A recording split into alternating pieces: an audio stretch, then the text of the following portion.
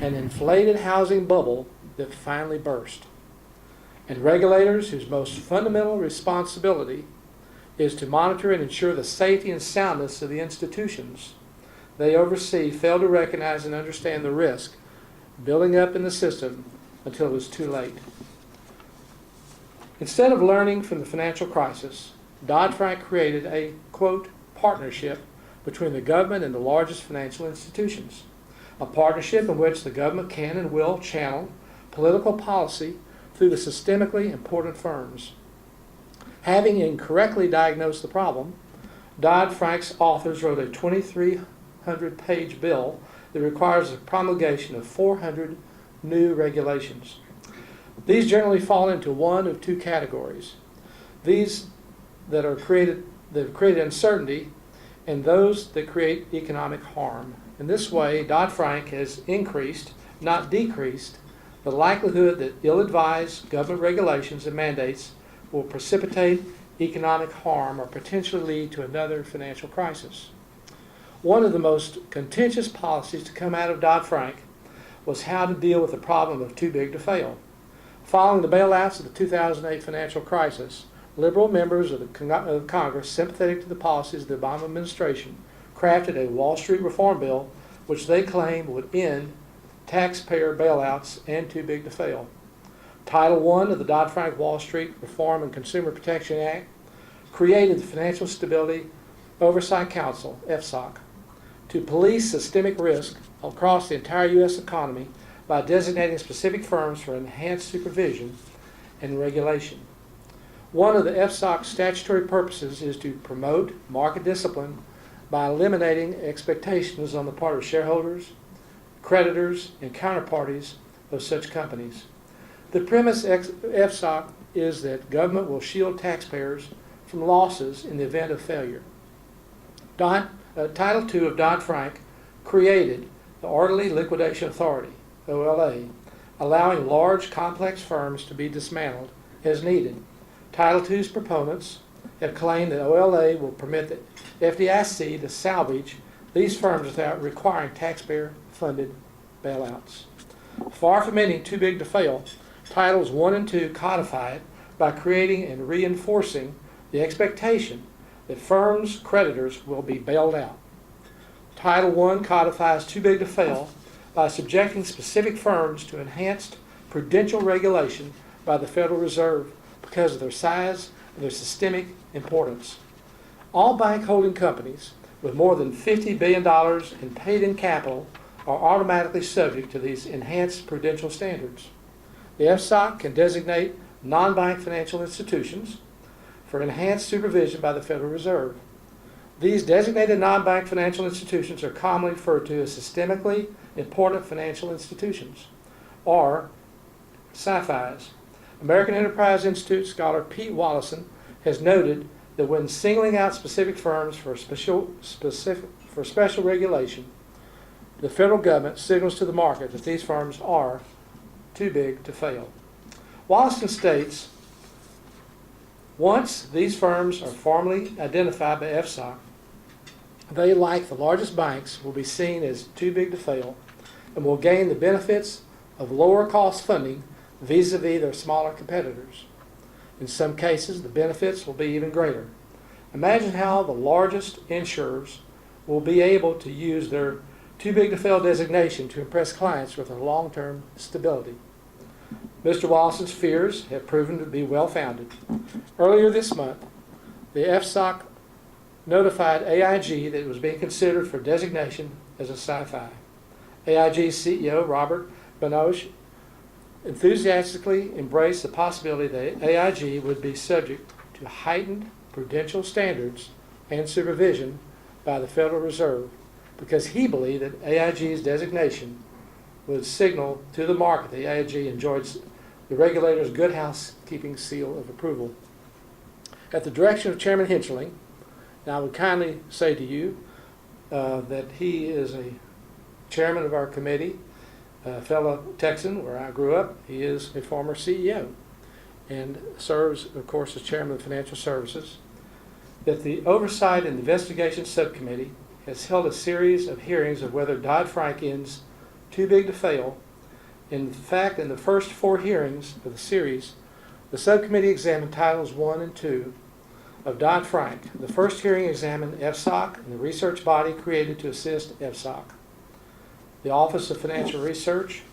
The second hearing studied the authority of the FDIC and the Federal Reserve under Title I to mitigate systemic risk. The third hearing explored whether Dodd-Frank provides opportunities for taxpayer bailouts. And the fourth hearing reviewed the impact of Dodd-Frank on the procedural decisions of the Justice Department. In summary, the hearings thus far have demonstrated that Dodd-Frank, number one, does not work, that it has not ended too big to fail, that Dodd-Frank provides opportunities for taxpayer bailouts of Wall Street banks. The persistence of too big to fail marks a failure of both public policy and economics. The Wall Street bailouts are a public policy failure because of the fundamental unfairness and moral hazard that follows from securing unearned advantages for a few large firms. Too big to fail is an economic failure because it permits weaker firms that should be subject to the creative destruction of the free enterprise system to operate and to survive in the event of future distress, only because they are buoyed by government support. The problem of too big to fail as a public policy matter has recently reemerged as a key topic in the debate on the future of financial regulations. Recent comments by Obama administration officials and certain members of Congress sympathetic to his leadership show the dangers of too big to fail are recognized on a bipartisan basis. Additionally, the problem of too big to fail as an economic matter has already emerged in debates among domestic and international market observers. I strongly expect to see legislation addressing these issues coming from the Financial Services Committee this winter or early next year. Another major concern with Dodd-Frank was the creation of the Consumer Financial Protection Bureau. The CFPB's purpose was to protect consumers against fraud and other predatory practices by financial institutions. The CFPB's architects vested the fledgling agency with expansive rulemaking, supervision, and reinforcement powers over virtually the entire financial services industry. In order to insulate the CFPB from political influence, they exempted the CFPB from the normal mechanisms designed to ensure the regulatory agencies remain transparent and accountable to Congress and the public. Thus, the CFPB is an independent agency, housed within the Federal Reserve System, with itself an independent agency. Its director serves a 5-year term and may be removed by the President only for cause rather than at will. The CFPB is exempted from the congressional budgetary and appropriations process, instead receiving its funding directly from the Federal Reserve with no oversight or control from Congress or any executive branch agency or official. Its rules can only be overturned by a supermajority vote of the Financial Stability Oversight Council, and even then, only if the FCOC, of which the CFPB director is a voting member, determines that the CFPB's rules, quote, would put the safety and the soundness of the United States banking system or the stability of the financial system of the United States at risk. Finally, the Dodd-Frank Act requires courts to grant the CFPB deference regarding the meaning of interpretation of any provision of a federal consumer financial law. Along with several colleagues in Congress, I have argued persistently that hardworking taxpayers expect and deserve accountability and oversight of all government agencies. The American people have a right to know how this government agency operates and what it plans to do with its $500 million budget every year. The CFPB must be subject to the same oversight as other agencies to prevent political abuses of power, to stop unnecessary or wasteful spending, and to let Americans know what it is doing. We have also objected to the structure of the CFPB, but not because we oppose reasonable consumer financial protection reforms. In fact, several of my colleagues advanced their own proposals for robust consumer protections during the consideration of Dodd-Frank. We object because we have learned the lessons of history. Researchers studying the proliferation of independent agencies during the New Deal reforms of the Roosevelt administration in the 1930s and the Great Society reforms of President Lyndon Johnson in the 1960s, have identified common shortcomings and statistically failed policies among bureaucracies that operate without adequate congressional oversight. Among those shortcomings are tunnel vision, selection bias, risk aversion, overreach, and regulatory capture by industry participants. Reforms made during the 1970s and 1980s succeeded in mitigating many of these endemic problems. This is why certain of my colleagues in Congress, as well as several academics, have argued that these sensible reforms should also be applied to the CFPB structure, including replacing the single director with a multi-member bipartisan commission, giving Congress a say in CFPB's funding, and heightening executive control over CFPB. History has shown that agencies that are too independent become insular and unaccountable, and without proper checks and balances, they often overreach and cause significant harm to market participants. In its brief 3-year history, the CFPB has exhibited many of the features of an unaccountable bureaucracy. The CFPB is already abusing its power by collecting private financial data on millions of Americans without their knowledge or consent, and by spending lavishly on personal and facility upgrades. It has enmeshed itself into significant conflicts of interest with respect to its rule writing, contracting, and advisory bodies, bullying lenders by refusing to define its authority to combat abusive acts or practices, by regulating through enforcement actions and advisory bulletins rather than by writing clear rules of the road, and by publishing unverified consumer complaints on its website. And number 4, creating, contrary to congressional intent, plain vanilla mortgage products by awarding legal protections to some types of favored lending arrangements, but not to others. Unfortunately, in Congress, there are certain members of President Obama's party who have steadfastly resisted any effort to reform CFPB, arguing that any structural modification would only weaken it and thus weaken consumer protections. However, by opposing improvements to the CFPB, these members of Congress are irresponsibly ignoring history. So flawed is the CFPB design, and so similar is it in structure to discredited regulatory agencies of the earlier era, that it will inevitably manifest the same shortcomings, even if in different or novel ways. The CFPB cannot do otherwise, for its behavioral patterns are governed by its structural DNA. Predictably, the CFPB is already causing demonstrable harm to consumers and industry. And unless the CFPB is structurally reformed, it will make credit less available and more expensive, thus harming the very people it seeks to protect. As an example, starting in January, the CFPB will impose the QM, or Qualified Mortgage Rule. Many believe this new regulation will once again be counterproductive, further restricting the flow of capital. Lenders will be forced to operate within tight parameters or face financial penalties. Federal regulators, led by the Obama administration, are once again placing their heavy hands on the financial system, which will yield even less market capitalization and help maintain, not correct, our anemic 1.8% economic growth. In light of these new policies being imposed on the U.S. economy, the country has also experienced extraordinary measures taken by the Federal Reserve under Chairman Bernanke. At the height of the financial crisis, the Federal Reserve took emergency actions to support the U.S. financial system. During the post-crisis period, the Federal Reserve resorted to unconventional monetary policy measures to stimulate an economy that remained sluggish. 4 years later, the Fed's unconventional emergency monetary policy has become conventional and normal as the Fed has adopted the following strategies.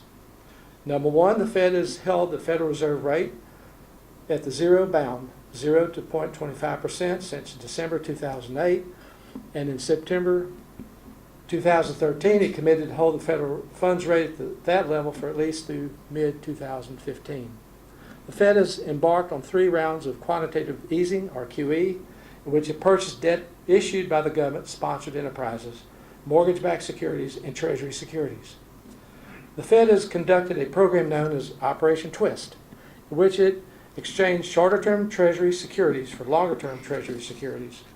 QE is like traditional monetary policy in that it still involves purchases and will eventually involve sales of assets by the Fed to change the level of liquidity in the market.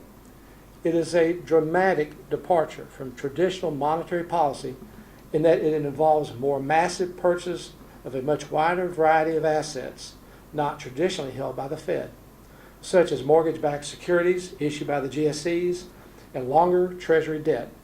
And additional and continuing purchases are no longer targeted to particular changes in the federal funds rate.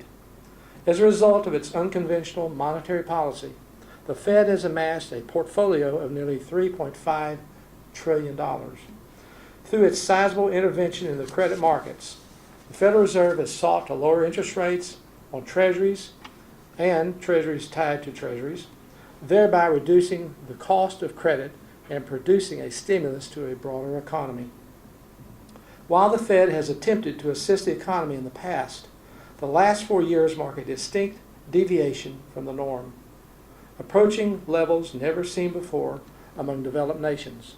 Today, the Fed's balance sheet is more than 4 times the size of its pre-crisis level. It represents 1/5 of the size of the entire U.S. economy. Yet, despite the scope of the Fed's policies, many are concerned that those policies are not working and may in fact pose substantial risk to long-term economic growth and financial stability. Like a patient that has been prescribed too many antibiotics, the economy appears less and less responsive to additional monetary stimulus. With unemployment stuck at 7.3% and GDP growing below the historical norm, the economic recovery in the United States is the slowest in modern times. The Commerce Department's most recent estimate indicates the annual GDP growth in 2013 will be a lackluster 1.8%. But even as the economy fails to respond to the Fed's extraordinary interventions, the risks from that policy continue to mount. The greatest potential risk remains the Fed's strategy for withdrawing monetary stimulus. The financial world parses every word coming from Chairman Bernanke and other Federal Reserve Board governors in hopes of divining when the Fed will begin to sell off the assets it has accumulated and raise the rates. Because of the size of its position, the Fed's exit strategy will profoundly affect the financial institutions. If the Fed unwinds its position too quickly, the Fed risks spiking rates that could cause another recession. If the Fed unwinds too slowly, the Fed risks runaway inflation. Time will tell whether the Fed will be able to pull off the successful exit without devastating the economy. The last 4 years demonstrate that the Federal Reserve's unlimited discretion and lack of transparency in setting monetary policy are thwarting the economic recovery. Rather than continuing an approach that offers little benefit and growing risk, the Fed could better help the economy by adopting a rules-based monetary policy that limits its discretion, is more predictable and transparent, and is easier for the Fed to communicate and for free market participants to understand. In addition, the Federal Reserve, the Obama administration, and Congress must understand that monetary policy is not a panacea for the nation's economic problems. As Chairman Bernanke himself has said, monetary policy cannot and should not replace sound fiscal policy. Higher taxes, thousands of pages of new regulations, and a crushing national debt continue to weigh on the economy. QE will not make an outdated tax code more efficient or make entitlement programs such as Medicare and Medicaid solvent. Until Washington solves the problems created by Washington, the slowest economic recovery in modern times will continue. The last 30 years of economic history have demonstrated that when monetary policy has been used more on rules and less on improvisation, the economy has performed better. Extrapolating from this history, Stanford economist John Taylor has concluded that the best way for the Fed to help the economy is by adopting a transparent, rules-based monetary policy that will provide predictability for U.S. businesses and investors. A rules-based monetary policy would limit the Fed's discretion to improvise monetary policy, which in turn would mean the Fed's statements regarding monetary policy would reflect a credible commitment to a clearly stated policy resulting from the operation of the rules. These are the policies I believe the Fed needs to return to. In light of all the regulations coming from Dodd-Frank, the fact that over one-half of them still haven't been written, and the nomination of Vice Chairman Janet Yellen to be chairman of the Federal Reserve, I do not expect much will change over the course of the next several years. The U.S. economy will continue to have an anemic economic growth, with Washington's continued push to regulate and tax anything that moves. Private capital remain on the sidelines for now. This year, the Financial Services Committee has also worked very hard to bring much-needed reform to the government-supported enterprises. While the financial markets were buried under an avalanche of sweeping overregulation in the Dodd-Frank reform package, the government-supported enterprises most involved in the housing collapse were left largely untouched. Together, Fannie Mae and Freddie Mac and the Federal Housing Authority received nearly $200 billion of taxpayer-funded bailout. Yet Congress, under the control of President Obama's party, chose not to exercise oversight and provide these government institutions with unwarranted favor. These agencies provided loose credit and too easy underwriting standards, which facilitated the major defaults which led to the demise of hundreds of financial institutions, tens of thousands of jobs, and brought financial collapse and havoc to the country. The goal of the loose credit was to increase home ownership, yet the United States remained 18th in the world in home ownership.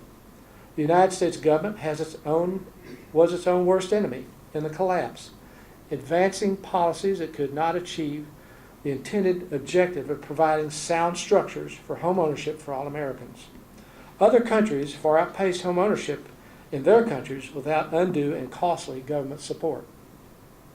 We are attempting to change that. Under the leadership of Chairman Henschling, the Financial Services Committee successfully passed the PATH Act, which will essentially privatize these quasi-governmental institutions, preventing costly further taxpayer bailouts. Following passage of the PATH Act from both the Washington Post and the New York Times and the Wall Street Journal heralded its reforms as the correct prescription for these misguided policies. Having touched on a number of financial service-related items, I would also like to briefly discuss 3 issues that I'm working on as a member of Congress that are vital, I believe, to everyone in this room. The first one deals with the ongoing cyber threat financial institutions face every day. And the second one surrounds the United States and sustainable budgetary matters. Every day, U.S. businesses are targeted by nation-state actors for cyber exploitation and theft, resulting in large losses of valuable trade secrets and sensitive customer information. This rampant industrial espionage costs American jobs. As chairman of the Congressional Task Force on Terrorism and Unconventional Warfare, I recognize that the cyber threat is facing American institutions, specifically financial institutions, and it's unprecedented today. It poses major concerns to our economy and national security. Many believe the role that China has played to be some of the most active and persistent as a perpetrator of cyber economic espionage. We need to work together to try to mitigate this problem, as U.S. companies have responded and reported to an onslaught of these cyber intrusions that steal sensitive information such as client list, merger and acquisition data, pricing information, and the results of research and development efforts. This illegally acquired information gives other countries an unfair competitive advantage against American companies from which it has been stolen. Most elements of the private sector are already working to make their networks more secure. They're often hindered, however, by a lack of information about what attacks other American companies are experiencing and how they are coping with these attacks. Too often, companies that want to share cyber threat information with other parts of the private sector or the government are prevented or deterred so by a range of policy and legal barriers. Just as important, the U.S. intelligence community also collects classified information about advanced foreign cyber hackers and their plans to attack the networks of American companies. However, the government lacks clear, positive legal authority to grant security clearances and share this important information with private sector companies to help them better defend themselves in cyberspace against nation-state actors with China and other countries. The House of Representatives passed legislation earlier this year enabling cyber threat sharing within the private sector and on a purely voluntary basis with the government, all while providing strong provisions for privacy and civil liberties. The bill also provides the government clear authority to grant security clearances to the employees of private sector companies for cybersecurity threat sharing and to share classified cyber threat information with these companies.